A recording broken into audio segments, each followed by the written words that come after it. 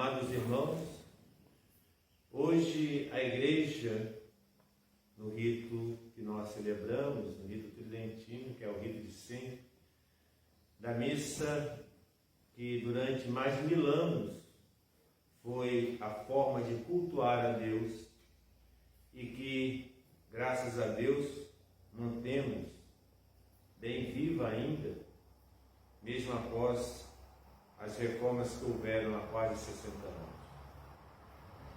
E hoje a igreja celebra a festa de Nossa Senhora Rainha. Nossa Senhora, de fato, ela é rainha. E por que rainha? Bem, Jesus é rei, nosso rei, rei do universo, rei do mundo, rei de toda a criação. Mãe de rei é rainha. Ela é rainha em virtude do poder de Cristo, em previsão ao mérito de Cristo, em união a Cristo, em participação da obra salvífica do seu Filho Jesus. Nós, a igreja, temos o dogma da coroação de Nossa Senhora no céu. É artigo de fé. Ela, como nós ouvimos na leitura que vamos comentar já, ela foi indicada por Deus, escolhida por Deus, eleita por Deus para ser aquela que iria trazer ao mundo o Verbo de Deus feito carne, Jesus Cristo, a segunda pessoa da Santíssima Trindade. Para entendermos melhor o significado dessa festa de Nossa Senhora Rainha, ouçamos o que foi ainda há pouco lido na primeira leitura do livro da sabedoria. Sai dos lábios do Altíssimo, fui a primogênita antes de todas as criaturas. Habitei nos lugares mais elevados, o meu trono está erguido nas nuvens, sobre uma coluna. Percorri toda a terra e todos os povos, em todas as nações, tenho a primazia e sujeitei com o meu poder os corações de todos, desde os mais nobres até os mais humildes. Quem me ouvir não será confundido, quem por mim for orientado não pecará. Os que me tornarem conhecida possuirão a vida eterna. Vejam, esse trecho do livro da sabedoria, capítulo 24, ele traz para nós o que a própria Bíblia, a própria palavra de Deus, fala sobre a sabedoria. Vejam, sabedoria no sentido bíblico é o conhecimento do próprio Deus. É estar ciente da grandeza, primeiro, da existência de Deus. Segundo, da existência de um único Deus. Terceiro, da onipotência desse único e verdadeiro Deus. Então, a sabedoria é a posse, digamos assim, da consciência que a pessoa que crê, o crente, a pessoa humana, ela tem dessa verdade revelada. E a pessoa, quando tem consciência dessa realidade, de que existe um Deus, um único e verdadeiro Deus, e que Ele é todo-poderoso, você sente-se como que orientado a ter uma reverência a essa verdade, a esse Deus, esse respeito, que nós chamamos, teologicamente, de temor de Deus. Então, o que é o temor de Deus? É uma virtude, é um dom que nós recebemos em reconhecimento da existência, unicidade e poder de Deus. Então, o homem que tem essa consciência e que a partir dessa consciência é gerada nele uma fé, e ele responde a essa fé numa atitude de respeito e submissão a Deus. Initio sapientia timor domini, diz o salmista. O início da sabedoria é o temor de Deus.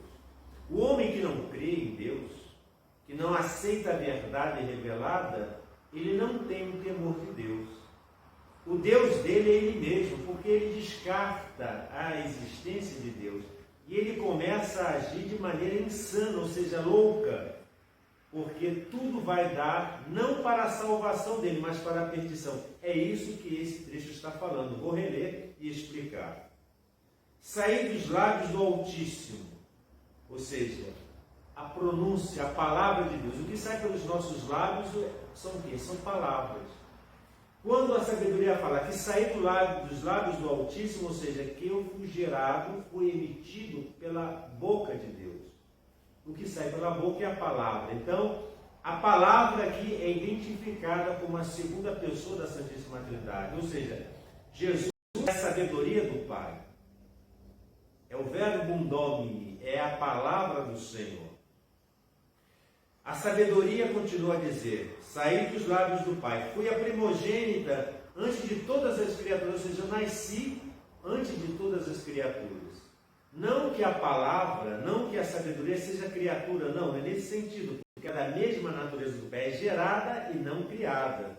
Mas, quando assume a natureza humana, ele assume a criação, porque o seu corpo está na condição de criatura, mas a sua alma é divina, é eterna. Habitei nos lugares mais elevados, ou seja, no céu, nas alturas, na onipotência de Deus. O meu trono é erguido nas nuvens, o que significa que o poder de Deus, o trono, o lugar de Deus, está acima de qualquer coisa. Sobre uma coluna, a coluna de Deus, a coluna da eternidade, a coluna do poder de Deus. Percorri toda a terra e todos os povos. Ou seja, a sabedoria ela permeia toda a criação, todos os homens e mulheres do mundo inteiro, de todos os tempos e todas as gerações. E em todas as nações tenho a primazia e sujeitei com o meu poder os corações de todos. Então, essa sabedoria, ela tem que estar acima do poder político. Quando ele fala que percorri toda a terra e todos os povos, e em todas as nações tenho a primazia supõe superioridade, supõe poder, inclusive acima do poder político. E sujeitei com meu poder os corações de todos, ou seja, todos nós devemos estar submetidos e submissos a esse poder de Deus, desde os mais nobres até os mais humildes, sem distinção, sem acepção de pessoas. Aí vem o efeito, as consequências de quem acolhe a sabedoria. Quem me ouvir, ou seja, quem crer em mim, quem aceitar essa verdade revelada, o que vai acontecer? Não será confundido, ou seja, a pessoa não vai entrar em confusão. Muito pelo contrário, ela vai ter segurança, porque ela encontrou a verdade. Quem por mim for orientado, ou seja, quem seguir as orientações de Deus, quem se apegar à lei de Deus, quem se pegar à sabedoria, não pecará. É a consequência de quem anda no caminho do Senhor. É claro que todos nós estamos sujeitos aos pecados, porque somos rodeados e afligidos todos os dias pelas tentações, pelas tribulações, mas se nós nos agarrarmos com unhas e dentes, digamos assim, na expressão que nós usamos correntemente, a essa verdade, essa palavra de Deus, criarmos raízes nela, nos apegarmos, nos juntarmos, colarmos a Deus, jamais vamos pecar, porque estamos numa única vida com o Senhor. Os que me tornarem conhecidos, ou seja, aqueles que divulgarem, evangelizarem, possuirão a vida eterna. Então a recompensa, digamos assim, a remuneração de tudo isso, é uma palavra assim tanto, digamos, inadequada, mas, digamos, a satisfação, a recompensa de tudo isso será a vida eterna. O que é a vida eterna? É a participação na vida com Deus no céu, para toda a eternidade. Então vejam, a sabedoria, que é o próprio Cristo, na verdade, esse trecho do livro da sabedoria é o próprio Cristo. Ele é a sabedoria do Pai. Ele é a santa sabedoria do Pai. Como se diria em grego, Hagia Sophia. Em português mal traduzido é Santa Sofia, que não é uma pessoa, a Sofia não é uma mulher, não é uma santa, mas é a santa sabedoria, essa sabedoria de Deus, é a suprema e santa sabedoria. O que diz o Evangelho de São Lucas que acabamos de ouvir? Naquele tempo, foi mandado por Deus o anjo Gabriel a uma cidade da Galiléia chamada Nazaré, a uma virgem desposada com um varão, cujo nome era José, da casa de Davi. Vejam bem, Nossa Senhora, ela era virgem, mas ela já estava casada com José. Aí você pergunta, mas como? Se ela era casada, estava desposada e não vivia com ele? Vejam, é diferente o sistema de, digamos, nupciais, das relações nupciais do antigo povo semita com o mundo de hoje, né? Totalmente, radicalmente diferente. Inclusive, até pouco tempo atrás, até quando eu era garoto ainda, havia alguma coisa de semelhante com aquele regime nupcial de relacionamento de família. Hoje a coisa está totalmente desregrada, está totalmente de pernas para o ar. Hoje a primeira coisa, quando um homem conhece uma mulher, quando querem ter há um romance, digamos assim, um relacionamento amoroso, a primeira coisa que eles arranjam é filhos, são filhos. Em vez de ser o relacionamento amadurecido, de se conhecer, em vista da formação de uma família, a primeira coisa é o prazer sexual, é a fornicação, é o pecado. E, em consequência desse pecado, os filhos, é lógico. Se eu vou ali no interruptor e aperto o botão, ou eu apago ou acendo a luz, a mesma coisa é o ato sexual. A única coisa que ele pode produzir são filhos. E hoje, com esses métodos pecaminosos, nefastos de anticoncepção, facilitou o pecado da fornicação. Mas não vamos entrar aqui nesse mérito. O que nos toca aqui, o que nos foca hoje a mensagem, é que Nossa Senhora ela já estava casada com São José, só que eles ainda não coabitavam, eles não moravam juntos ainda. Havia todo um tempo, um período, que depois ele a traria para a sua casa. Mas Nossa Senhora, ela tinha um voto de castidade perfeito. Como que nós sabemos disso? Através de informações da Santa Tradição e de alguns evangelhos apócrifos, que nós já lemos, já temos o conhecimento. Isso daí a gente chama de tradição. Então Nossa Senhora tinha esse voto. E São José, provavelmente, segundo a tradição, ele seria viúvo, ele já seria um pouco mais velho do que ela, e ele a teria escolhido, segundo os pais de Nossa Senhora, Joaquim e Ana, teriam prometido em casamento. E ele a desposa. E ele, José, a tem como esposa, mas não coabitavam. E se não coabitavam, ele não a conhecia como mulher. Ele vivia em sua casa e ela vivia na sua família, com sua casa, lá numa cidade chamada Nazaré. E Deus enviou para lá o seu arcanjo, no caso aqui anjo, angelos, a palavra grega significa mensageiro. Então Deus enviou um mensageiro a Nossa Senhora, Gabriel, que foi e se dirigiu para ela. E ela era virgem, como frisa aqui, como informa o trecho, ou seja, ela nunca teve relações com homem nenhum. Enquanto o anjo, entrando o anjo, onde ela estava, que ele está no seu quartinho, numa dependência lá da casa, que era uma casa pequenininha, ela estava lá fazendo algum serviço doméstico, entrando o anjo, onde ela estava, disse, olha, eu te saúdo, que traduzido do ave significa eu te saúdo, ave cheia de graça, o Senhor é contigo. Olha as informações que nós temos aqui. Cheia de graça, plena de graça. O que é isso? Plena do Espírito Santo. Nossa Senhora, isso significa teologicamente que ela estava isenta do pecado original. Por isso que é Imaculada Conceição. Ela foi concebida sem a mácula. Imaculada.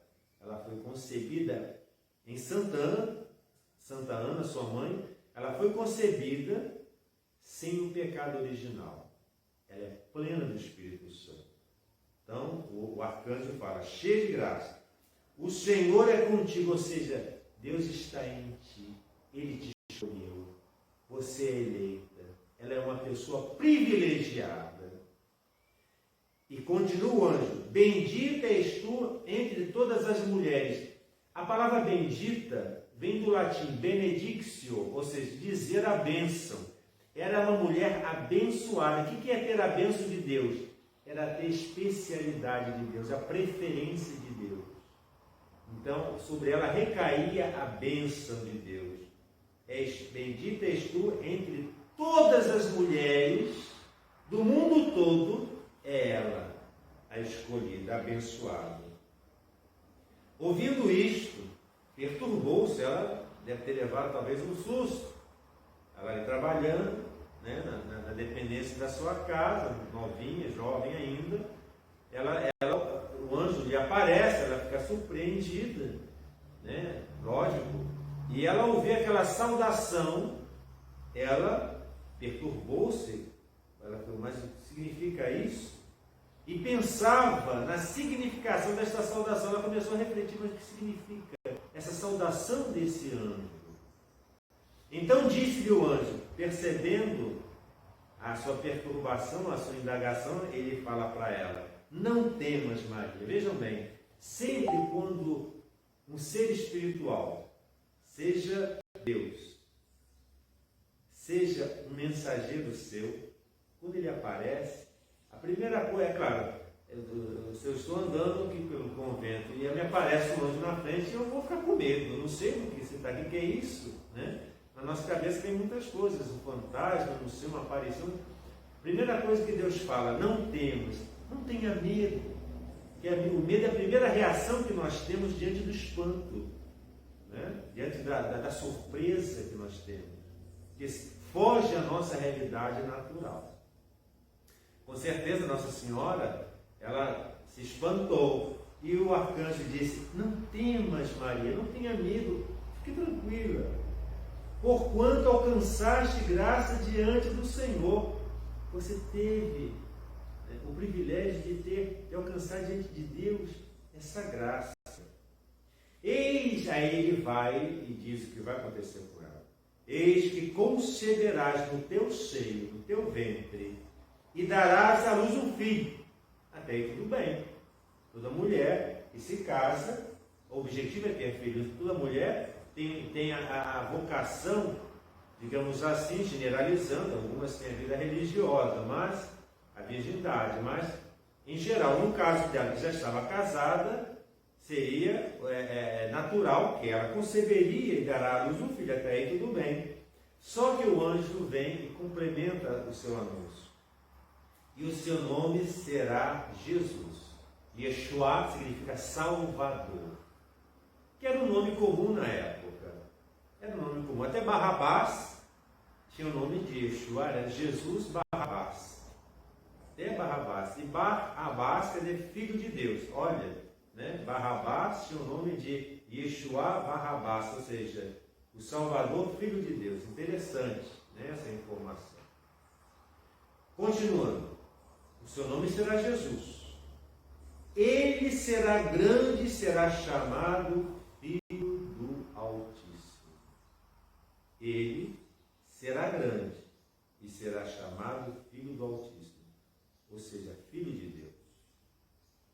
O Senhor Deus lhe dará o trono de Davi, seu pai. Vejam bem, no começo desse evangelho diz o seguinte: que essa virgem, desposada com um varão cujo nome era José, da casa de Davi. O que significa essa informação da casa de Davi? E que abaixo aqui o anjo diz para ela que lhe dará o trono de Davi, seu pai. A dinastia de Davi foi a dinastia inaugurada por ele. Era a dinastia, o primeiro rei de Israel foi Saul. Saul traiu aquela sua vocação, ele prevaricou. Deus o destituiu, e através do profeta Samuel, ele ungiu aquele pastorinho chamado Davi. A partir de Davi criou-se uma dinastia. É a casa de Davi que é a casa escolhida por Deus para reger todo o povo israelita. De Davi veio Salomão e os outros, até que dividiu-se o reino do norte e o reino do sul. Mas não vamos entrar aqui nessa história, não importa. Importa que a casa de Davi é a casa da dinastia real escolhida por Deus. Toda a casa de Davi, ou seja, toda a descendência, toda a dinastia, eles tinham direito ao trono de serem rei de Israel. Só que com as invasões dos povos bárbaros que vinham sucessivamente sobre Israel, até que o Império Romano veio e colocava quem eles queriam como rei, e não respeitavam a dinastia da casa de Davi, eles colocavam títeres, ou seja, esses reizinhos que seriam manipulados pelo poder político do Império Romano, como Herodes, por exemplo, que não era da casa de Davi. Mas Jesus vinha na linha sucessória de Davi. Ou seja, São José era príncipe. São José, se fosse restabelecida a ordem da dinastia, da monarquia judaica, São José seria o rei de Israel. Mas não era um príncipe e não era reconhecido como tal diante do Império Romano. E Jesus, por ser filho de José, embora sendo pai putativo, não carnal, mas como juridicamente falando, porque Nossa Senhora juridicamente era casada com São José, do ponto de vista jurídico. Jesus juridicamente era sucessor também de José no trono. Então Jesus de fato seria ele, descendente de Davi e fatalmente o rei de Israel. Ele tinha em si o sangue real. E mais ainda, por pertencer à natureza divina, era o rei do universo. Então Jesus, ele é da casa de Davi, ele é rei, ele é descendente do rei, ele tem direito ao trono. Por isso que o arcanjo fala aqui, o Senhor Deus lhe dará o trono de Davi, seu pai, ele é o rei.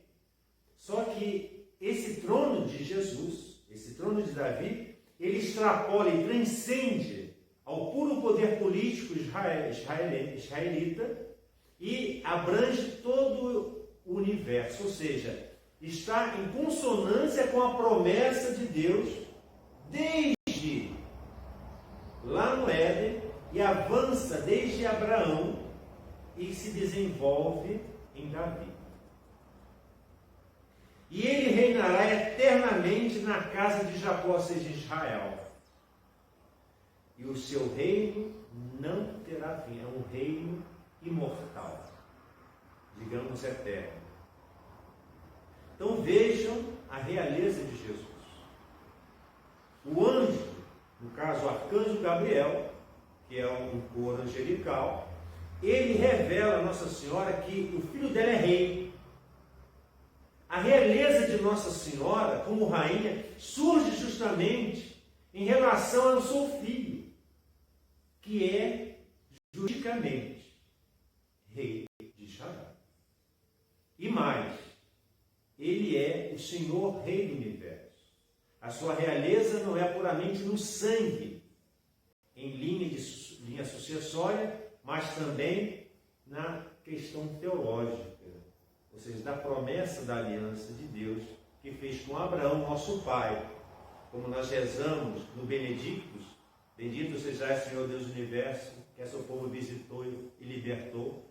E também como Nossa Senhora canta mais tarde, quando ela vai lá visitar a sua prima Isabel, ela canta o Magnífico. A minha alma engrandece o Senhor, exulta meu espírito de meu Salvador, porque olhou para a humildade de sua servidora avante de todas as gerações.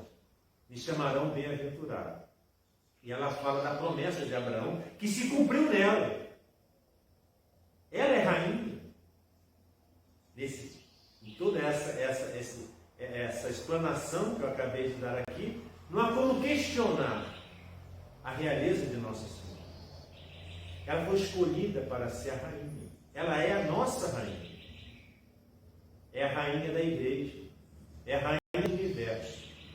E sabemos que quando Nossa Senhora foi assunta ao céu, ela foi coroada como rainha do céu e de todo o mundo, todo o universo. E ela, como mãe, como rainha, olha, veja, aqui nós temos o ícone de Nossa Senhora de Guadalupe. Ela ali, com toda a simbologia que é milagrosa, não essa estampa aqui, mas a qual ela representa, que está no México, tem toda uma simbologia da sua realeza. Poderíamos ficar divagando horas sobre esse aspecto de Nossa Senhora. Mas que fique para nós, hoje nessa celebração, em que nós homenageamos e celebramos a memória, a festa da realeza de Nossa Senhora. Que tenhamos o devido respeito e reverência e amor, acima de tudo, àquela nossa rainha. Nós somos súditos dela. Nós estamos a serviço dela e do seu filho. Nós, nossa instituição, Oblato de São Miguel Arcanjo, nós temos 3 votos: pobreza, castidade e obediência. E temos um 4º voto, que é o voto de servidão a Nossa Senhora. Ela é a nossa rainha. Ela é a nossa patrona. Ela é a nossa mãe. Que Nossa Senhora abençoe a todos aqueles que conhecem, aceitam, amam, acolhem a seu Filho Jesus, que é o nosso Deus, que é o nosso Rei. Que Nossa Senhora abençoe a todos aqueles que estão lutando com Ele para a implantação do seu reino. E que vamos, se Deus quiser, com a graça de Deus, perseverarmos e um dia alcançarmos com ela a glória eterna